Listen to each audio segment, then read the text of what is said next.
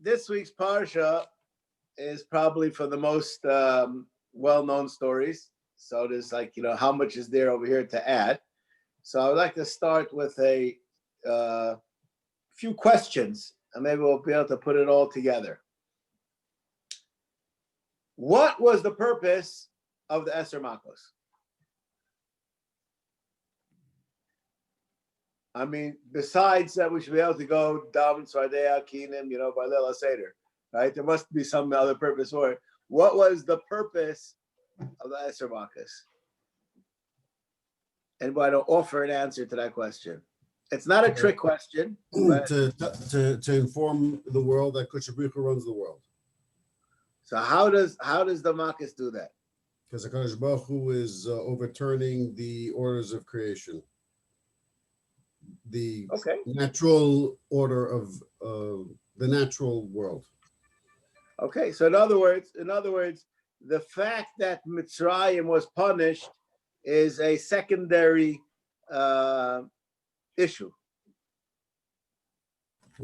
It's Hashem says it a few times. L'man yedu. I can't think of the words right now. Aman Shisi also say Right. Okay. So but that could be, and that could be. I'm not. There's yesh din v'yesh dayin. HaKadosh Baruch Hu is saying there's no free ride over here. Whatever you're going to do, you're going to get punished for if you do it wrong, etc. So that is schar v'einish. That's a schar v'einish issue. I don't think that the issue that Yechiel said goes under schar v'einish. No, it's not about schar v'einish. I mean, the schar v'einish is part of part of the way it manifests itself. Right. Right. Okay. I believe that's more or less true, and the Psukim I think try to show that. But the bottom line is, and this is something which I think is has to be chazed over all the time. We live in a world that there are proofs to many things, and there are proofs to nothing. Meaning to say, is it really a proof? A person, I'm throwing out this question because I believe this is a fantastic question, and it needs to be thought about no matter where you came from in life. A person is a Baal Tshuva. Okay? Why did he become a Baal Tshuva? Because he came to a conclusion that the Torah way of life is the right way of life. Does he understand that?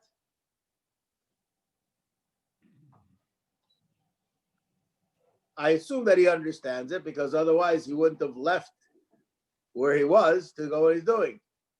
Then he becomes a Fruma Yid, and he asked the rabbi, so why do I have to do this? And the rabbi says it's a chok. So here we have a man who turned his life around because he understands, and then you expect him to listen to something that he doesn't understand. Is that fair? We all live with things we don't understand. That's part of life. I'm not sure that was a question, an answer, or a gripe. It wasn't a gripe. It was an answer. I'm saying that that's part of the human condition. So I don't know if that's like a major difference in how life was. Well, there's a big difference. I have a mahalach in life that all the pieces fit together more or less. Then I switched to a different mahalach, and I think the pieces fit better together. When is it that I see something that comes so problematic? I'll just tell you a story. My father, Enik Kaparas Mishkov, about 3 years ago, I forgot what it was that he was talking about, and he just tells me, he says, the internet is really terrible. So I was really interested to know, what does he think is so terrible about the internet? I could also say the internet is terrible. Many people say, but what is it about the internet that's bothering him? That's what I wanted to know. And he definitely didn't know much about the internet. That I can tell you. He was not let's put it this way, Lev. He was my father. Okay, so you can imagine. Okay, so that's like, forget it. Anyways, so he said there was this man, this is a true story. There's a man that came to the rabbinical organization in Detroit about 15 years ago, and he decided to become a Jew, a ger. And he was a very sincere ger. He went through the conversion process, and he became a ger, and he got married, he had a wife and children for about 8 or 9 years. And then he flew the coop. He was gone. 2 years later, my father gets a letter from him that Judaism is a pack of lies. It's all sheker. And he checked it out on the internet, and he returned back to being a Christian. Why do people are laughing? It's a true story. Anyways, see, I have an easy rabbonis in Ramat Beit Shemesh. I don't have to deal with these issues, right? Anyways, so fine, whatever. I think my father tried to get a hold of him, and the guy was very obstinate. 2 years later, he calls my father, and he says, they lied to me on the internet. I checked it out again, and really Yiddishkeit is right. And he came back and became a Fruma Yid. This is a true story. What's the moral of the story? You need a Rebbe. You need a Rebbe. Yeah, I like that. I agree with that. That's a very deep moral to the story. I'm not arguing with that. But the moral of the story is people are misled very easily. And I asked somebody once, you cite from the internet, this thing called Wikipedia. I asked somebody, how reliable is it?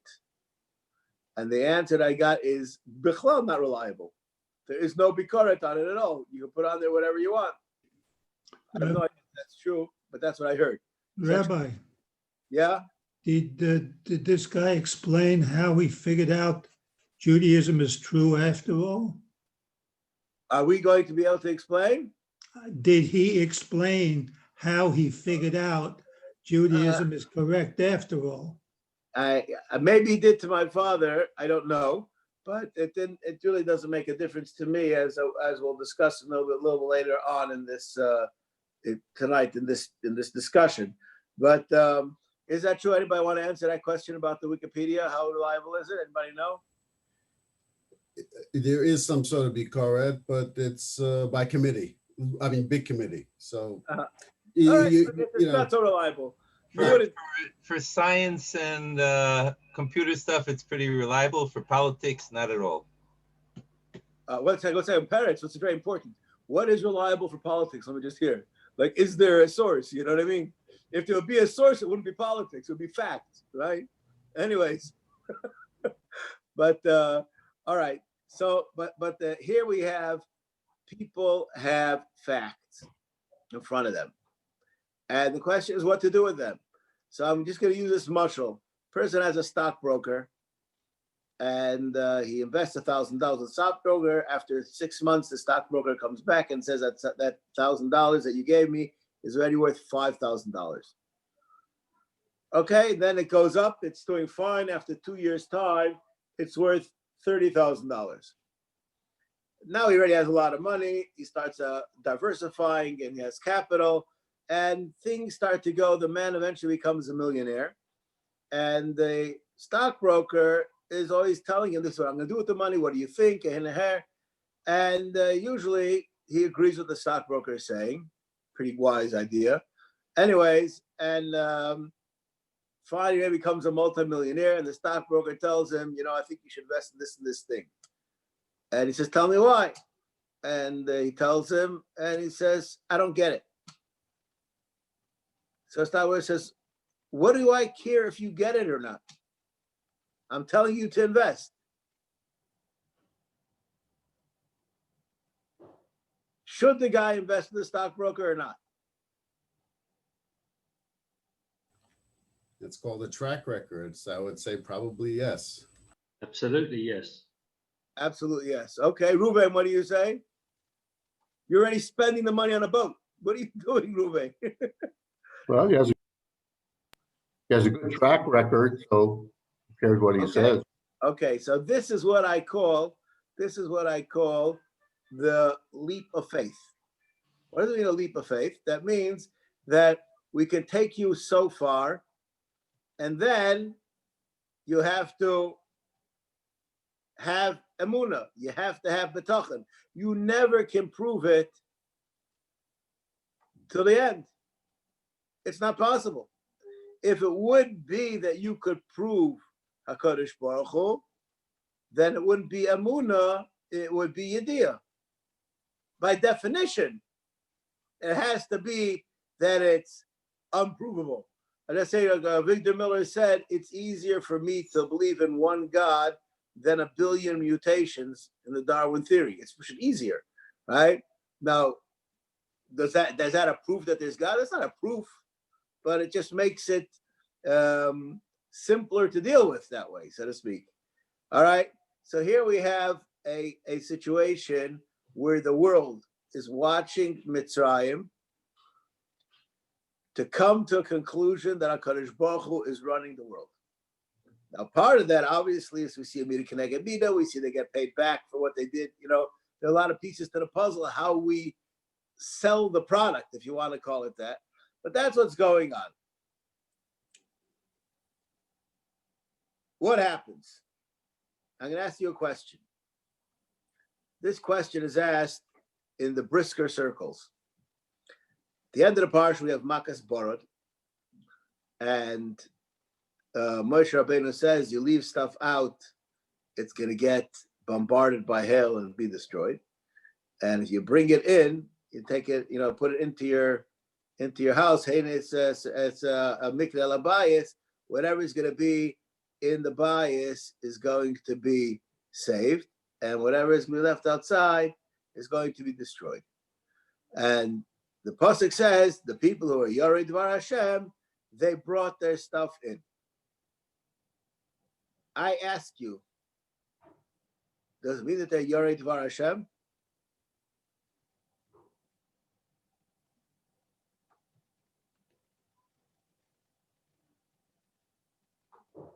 So Is the question clear? Is the question clear? What's the option if it wasn't because they were Yorei Dvar Hashem? There could be a suffix. It could be a financial consideration. You know, I don't want to broadcast this, even though I can't understand why people on the news nowadays, they ask them, you have a store, are you going to be open? And the guy said, yes. And for some reason, the police do not follow the guy up. So, but if people can do that, I can say that I'm planning to be in Beit Shemesh tomorrow, Mitzvah Shem, for Shabbos. And what am I going to do about the police? All of you guys are going to be misspelled that I don't get stuck with get stuck. But, I should stay home, right? That's probably a sensible thing to do, right? But that's not what I'm going to do. Why? I'm going to hope, right? So a person's going to say, I'm going to take the precaution. I'll go before they put up the black. But it doesn't mean that I believe. So could well be that they said, why should I take a chance and have my cattle be bombarded? I'll take it in. Is that a right that he's a Yorei Dvar Hashem?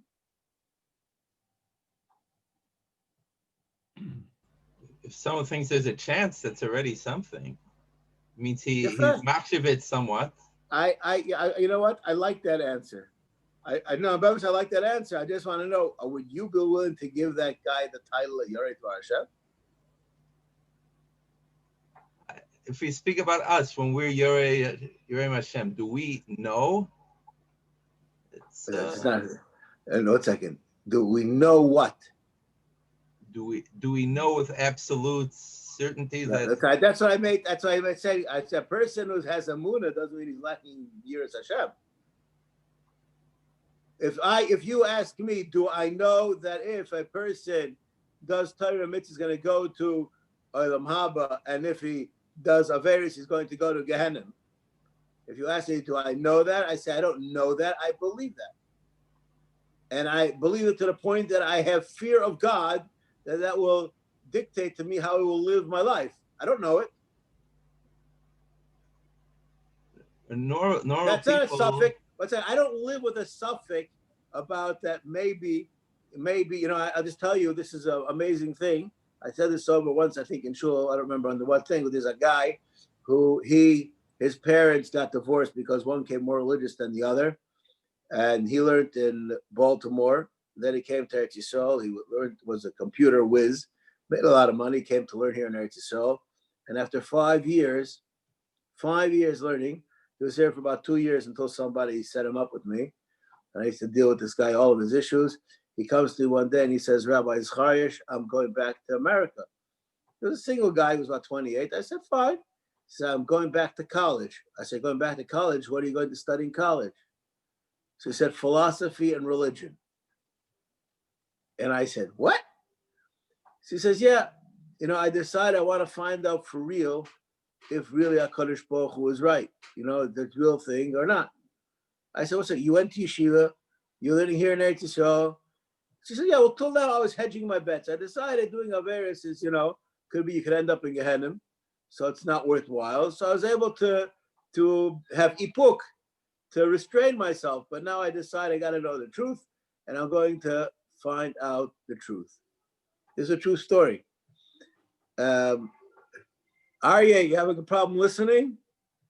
I'll just tell you what I told the guy. Yeah. I said to him, you are a conceited fool. So he says to me, like that's like a pretty insulting insult, right? So he says, why am I a conceited fool? I said that people way smarter than you spent more than 2 years trying to find out if there really is a God. So you are conceited. You think what better heads than you have spent decades doing, you're going to do in 2 years. And people who really want to know the truth have enough brains not to go to college to find out. Why in the world would you research going to college? You're a fool. Okay, that's what I told him. I said, you are a real conceited fool. That's what I told him. Anyways, I do believe that he is a conceited fool. Anybody, but he doesn't know, right? He has a suffix. I don't have a suffix. You want to know if I know? I don't know. I don't have a suffix though. Parents that we would talk about all the time. I don't know. Maybe my wife is in Tel Aviv. I just don't have a suffix. But could she be there? That could be. Actually, she can't be there because I saw her more recent than that. But she could be in Telstone by now. Anyway, but I don't have a suffix. It's because the police on the roads. That's why I don't have a suffix. Yeah, but anyways, you take a normal person, so he's a mamin, so he'll do things because he's a mamin, but then something will come up and he'll make a cheshbon. Should I do this? I know it's wrong. Should I do it? So he's making some kind of cheshbon there. So yeah, that's more the percentages of his amuna versus what he's. No, I'll tell you. I was going to answer that question. Okay, I when I was in yeshiva, I was very annoyed at the mashkichim. They used to say this thing, which really bothered me. Say, if you would really believe, so you'd come on time to Shachris. If you would believe davening helps. I live in a world that I know people that are diabetics. And they have this pricker. It's going out of style, but they have this pricker and they take their blood sugar and they know when they eat something, they can feel it more or less right away. I'm sure all you people know such people, right? And they still, is what it's called, they still sin, right? Is there something wrong with them? Nothing wrong with them. They are 100% human. They have drives which overcome their seichel. It's not a question, do they believe that eating this stuff is not good for them? Of course they do. They know it, they feel it in 20 minutes, and they've been doing this for 10 years. They don't have a problem on an intellectual level. They just can't control themselves. They have a problem with their intellect that it doesn't overpower their beastly desires, maybe. But they don't have a intellectual issue. Parrots, you with me? Yes, but we're talking amuna, not intellectual. That's what I'm telling you. Amuna is also, I said, that's why I started off. A person came to a belief. I believe that this is correct. I have this is an important issue because it's very basic to Yiddishkeit, because I don't think that many people, we're so busy, we believe and we don't believe, we don't even think about what it is. This is my mushal. There's a story that didn't happen. This one didn't happen. I made this one up. Okay, so just for the record, this is my wicked imagination. There was a 18-year-old brother, or 17-year-old, 16-year-old brother, that he decided he's going to bother his little smaller brothers. So he told the 10 and 11-year-old kids that they're adopted. Their parent isn't their real parent.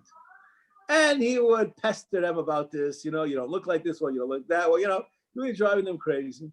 And these two guys finally had enough.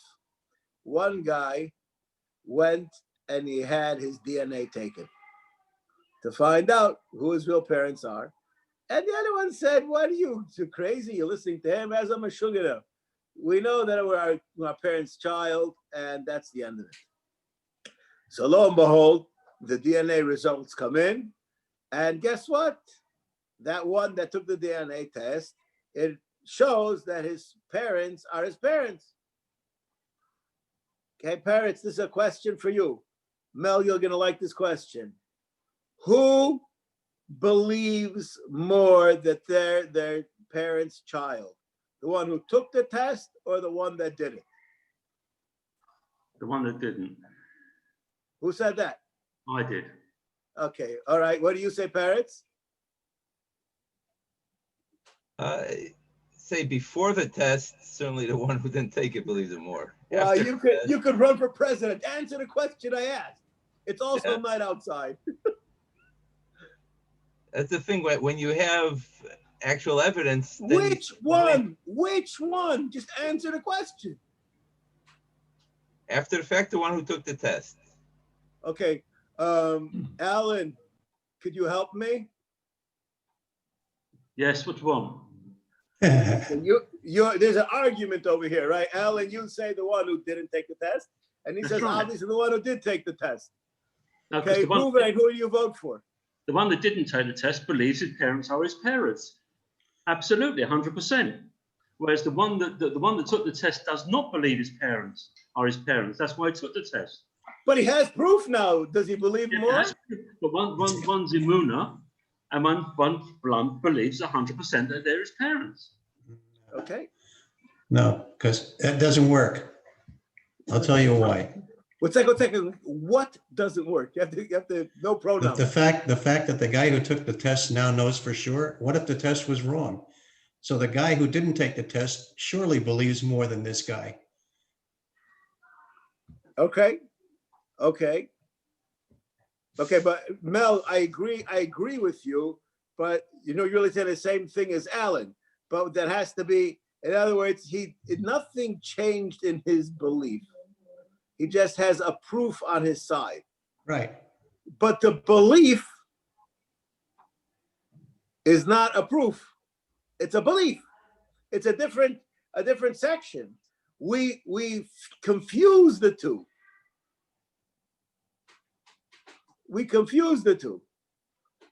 And I think about it all the time.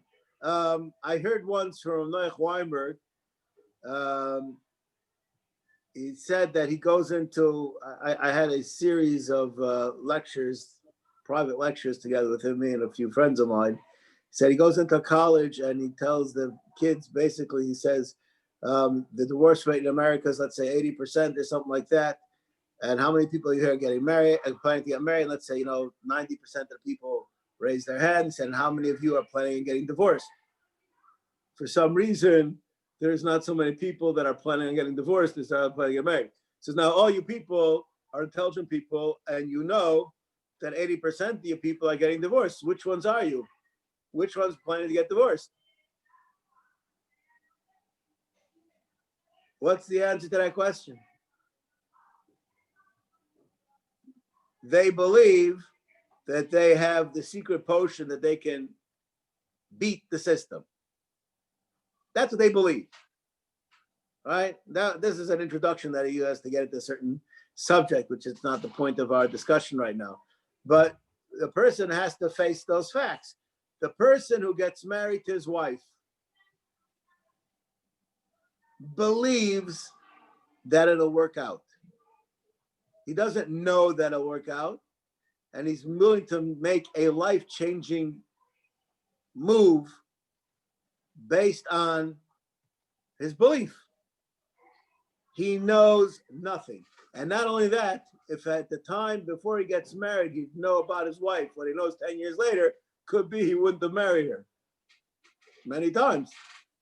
Right? That's the situation. HaKadosh Baruch Hu works it out that way. That's fine. Okay, but there's a belief. Now, why am I telling all this to you? I asked you a question about the guys who put their stuff into the house. Do they believe it? They don't believe. Happens. Paro meets Moshe. Moshe Rabbeinu throws down his stick. His stick turns into a snake, and then they throw down their sticks, and their sticks turn into snake. And then we have an eat the snake contest, and Moshe Rabbeinu's stick eats up their snakes, and the Mitzrayim say, "Etzba Elokim, this is a godly act. There must be a real God out there doing this." They didn't Does say it it. change? They didn't Yes, say they it. do. No, they didn't say on that. They said it on Kinim, but they said the Right. same thing that they said that it has to be from Hashem. God, the lashon of the pasuk. They said there too. They say it there. They say it by Kinim, and there's no change. No, they admit defeat, and they're still in the game.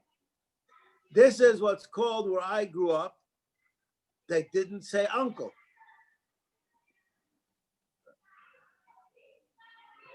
Right? And no, that's not, well, I'm sure you all know what that means. They didn't say uncle, right? They didn't say uncle. But at least in the guy's on the floor being his head pounded in, and he doesn't say uncle, at least he knows that he really lost. What did they think? They had to come up with a shtickle Torah to explain how this can exist and there not be a God. It's true. This is what the Ramban says for a kasha there's a teretz, but for a teretz there's no teretz. But it has to be that they were rational people. They had to come up with something over here to explain it away. There are those that explain something very fascinating. And this also goes to the Brisker Beis Medrash, this idea. We understand that the hail rained down everywhere, and the things that were inside were protected by the homes. Moshe Rabbeinu, if you're in the Psukim, Moshe Rabbeinu said that the hail is not going to rain onto the homes. Not that there's nothing going to happen to them. It's not going to rain onto them. So he basically said, and I remember first time I saw this when I was a little kid, I was about 7 or 8, and it was raining on one side of the street and not raining on the other. You know, I'm sure everybody's had these situations. So you can watch the rain coming in, going across, and suddenly you can see it stop in one place, and you see it not raining here, raining there, like an amazing. Moshe Rabbeinu said that if you bring it into something what's called a home, it's not going to be destroyed. Nobody has room in their house for all their livestock. If you brought it to something which is called a bias and halacha, this is what they explain, it's not going to get rained on over there and it'll survive. He said it is going to rain down in a way that's a miracle. If someone would tell that to you, it's going to rain by your neighbor and not by you. You have to be a Yarei Dvar Hashem. But if they were a Yarei Dvar Hashem, why didn't they chase the Jews out? So I'm going to tell you. I'm going to tell you what I believe. And being that we're post-elections in America, pre-elections in Eretz Yisrael, and we have all kinds of facts, figures, and emotions going on in our brains in the secular world, I want to answer this question, my own answer. I heard once the difference between a Republican and a Democrat is how big their backyard is, which means as follows. Everybody believes that everybody's entitled to a certain point. But when it gets too close for comfort, then all of a sudden people become discriminative. The way I heard this said the first time, this is not my opinion. I'm just saying this is the way that this was said. The Republican says he doesn't want people who are just freeloaders to do this, or they're going to cause decay in society, and therefore he lays down laws. And the Republican and the Democrat says live and let live, and everybody's fine and dandy. But when their child will come home with a boyfriend or a girlfriend that's not to their liking, all of a sudden they'll become a racist. So when it's negaya to them, it's already a different story, right? So that's the difference, Republican and Democrat. Where does it make a difference? It makes a difference when it's negaya to something that's personal to you. When the Mitzrayim were faced with the fact that it could be that they're going to be killed or the loved ones are going to be killed, so all of a sudden things became crystal clear. There was no more new proof at that time, but we got them in a place that it caused them to move emotionally.